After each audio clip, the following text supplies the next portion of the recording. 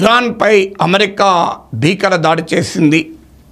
ఇరాన్లోని 3 కీలక అణుస్థావరాలు Fordow, Natanz, Isfahan ఈ 3 అణుకేంద్రాలపైన America దాడి చేసింది.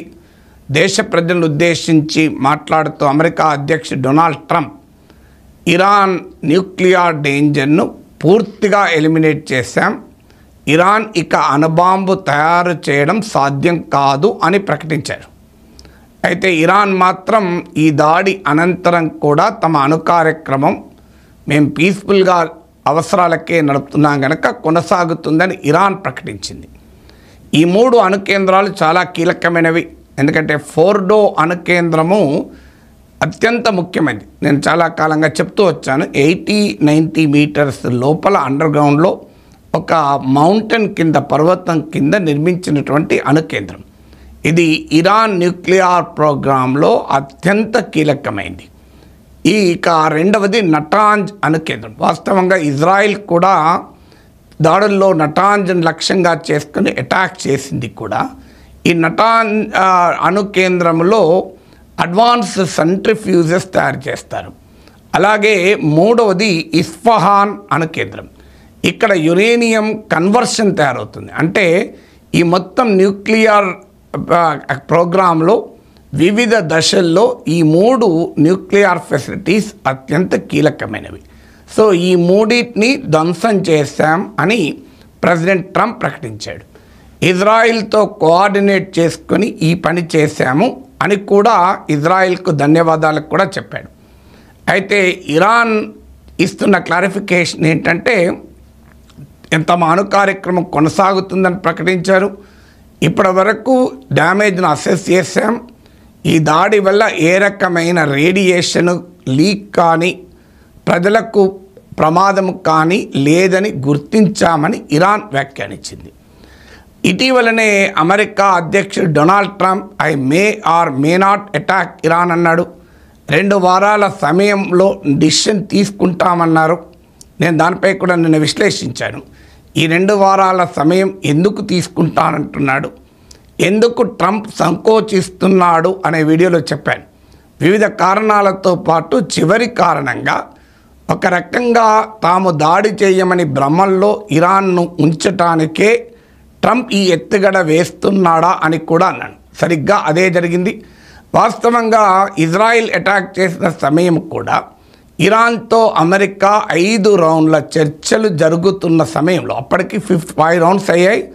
6th రౌండ్ కన్నా ముందు ఇజ్రాయిల్ అటాక్ చేసింది. అందువల్లనే ఇరాన్ భ్రమల్లో ఉండి దాడి చెయ్యదు అనుకొని ఉండడం వల్లనే తన ఆర్మీ చీఫ్ను, న్యూక్లియర్ సైంటిస్టులను కూడా కోల్పోయారు. ఎందుకంటే వాళ్ళు తమ ఇళ్లలోనే ఉన్నారు ఇజ్రాయిల్ దాడి చేసినప్పుడు. సరిగ్గా ఇప్పుడు కూడా 2 వారాల సమయం అనడం బహుశా భీకర దాడికి సిద్ధమై ఇరాన్ ఒక ఇల్యూజన్లో ఉంచటానికే అయి ఉంటుంది అన్న అనుమానాన్ని కూడా వ్యక్తం చేశాను. సో అదే జరిగింది. ఇరాన్ చర్చల్లో 2 వారాలు తీసుకుంటాము అని ట్రంప్ అన్న తర్వాత అన్న కొద్ది గంటల్లోనే అమెరికా ఈ భీకర దాడి చేసింది. టామహాక్ మిసైల్స్తో, బంకర్ బ్లస్టర్ బాంబర్లతో దాడి చేసింది. సో ఈ దాడి తర్వాత ఇరాన్ కూడా ఇజ్రాయెల్ పైన మిసైల్స్ ప్రయోగించింది. ఇజ్రాయెల్ ప్రభుత్వం ప్రజలకు మీరు బయటికి వెళ్ళకూడదు అని ఆదేశాలు ఇచ్చింది.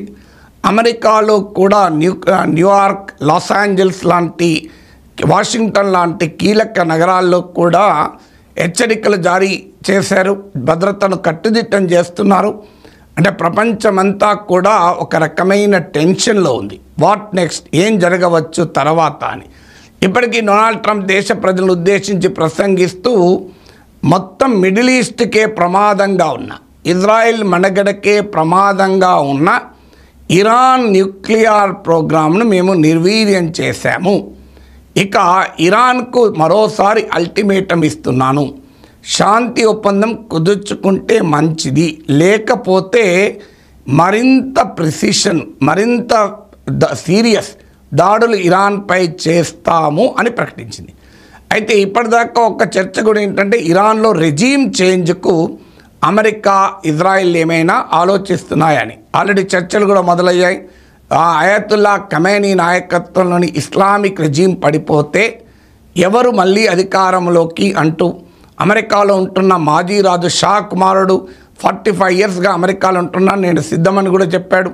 సో ఈ ప్రయత్నాలు జరుగుతున్న టైంలో ఈ దాడి సమయంలోనే అమెరికా ఇరాన్కు డిప్లొమాటిక్ సందేశం కూడా పంపిందని, మా ఉద్దేశం రెజీమ్ చేంజ్ కాదు అని.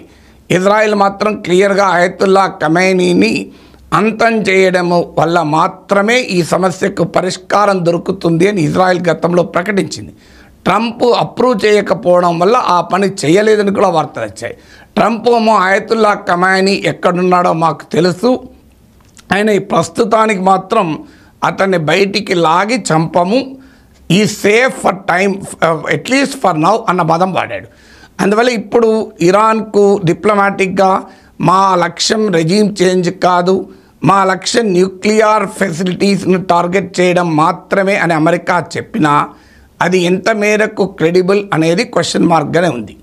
ఇరాన్ న్యూక్లియర్ నాన్ ప్రొలిఫరేషన్ ట్రీటీలో సభ్యదేశం, అంటే ఎన్పిటిలో మెంబర్ అయితే ఏ దేశమైనా తన అణు కార్యక్రమాన్ని స్వేచ్ఛగా జరుపుకోవచ్చు, ఏ రకమైన ఆంక్షలు ఉండవు. ఎందుకంటే ఎన్పిటిలో మెంబర్ అయితే ఇంటర్నేషనల్ ఆటమిక్ ఎనర్జీ ఏజెన్సీ పర్యవేక్షణలో ఉంటాయి.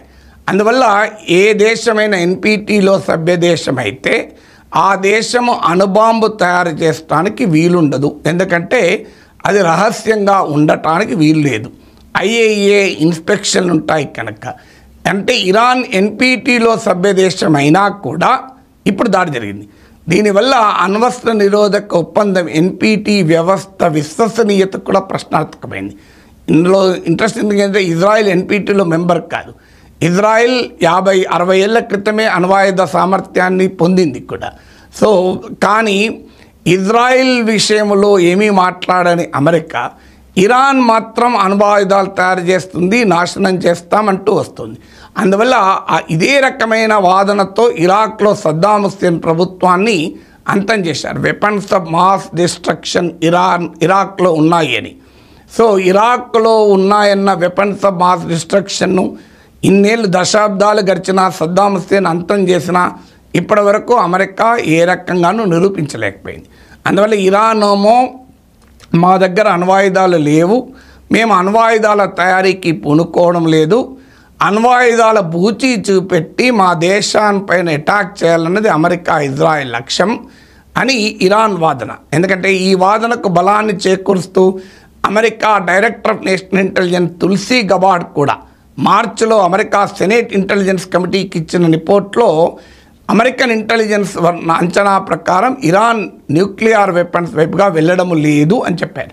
ట్రంప్ ఇటీవల దాన్ని ఐ డోంట్ కేర్ అన్న తర్వాత ఆమె మార్చింది, నాది మీడియా డిస్టార్ట్ చేసిందని. కానీ ఆమె సెనేట్ ఇంటెలిజెన్స్ కమిటీకి ఇచ్చిన నివేదిక.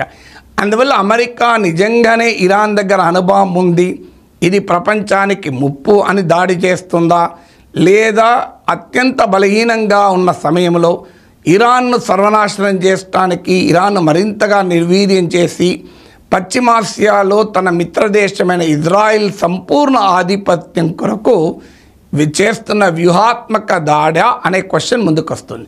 నిజంగానే ఇరాన్ న్యూక్లియర్ బాంబు తయారు చేస్తోంది, ఆ న్యూక్లియర్ బాంబును నిర్వీర్యం చేయడానికి అమెరికా చేస్తుంది అంటే మరి పాకిస్తాన్ సంగతి ఏంది అనే క్వశ్చన్ వస్తుంది. ఇజ్రాయెల్ అంటే పోనీయండి అమెరికా మిత్రదేశం, పాకిస్తాన్ అయితే ప్రమాదకరం కదా, ఒసామా బిన్ లాడెన్కి ఆశ్రయం ఇచ్చిన దేశం కదా. కానీ ఇంట్రెస్టింగ్ ఏంటంటే ట్రంప్ ఇవాళ ఇరాన్పై దాడి చేసినాక దేశ ప్రజలను ఉద్దేశించి మాట్లాడుతూ ఏమంటాడు, Iran is the number 1 state sponsor of terror. అంటే ప్రపంచంలో ఇరాన్ ప్రభుత్వమే తీవ్రవాదాన్ని ప్రోత్సహిస్తుంది అని. ఇరాన్ జరిపిన తీవ్రవాద దాడులేవో ట్రంప్ లిస్ట్ ఇవ్వాలి.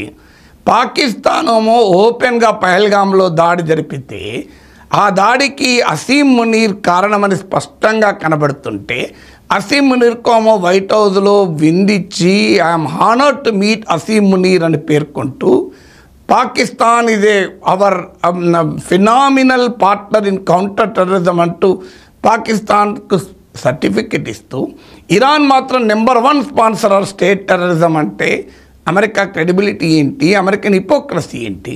సో నిజంగానే పాకిస్తాన్ను కూడా అలాగే డీల్ చేసి ఇరాన్ను కూడా డీల్ చేస్తే నమ్మవచ్చు కనీసం. సో నిజమే అమెరికా సిన్సియర్గా ఉంది అని.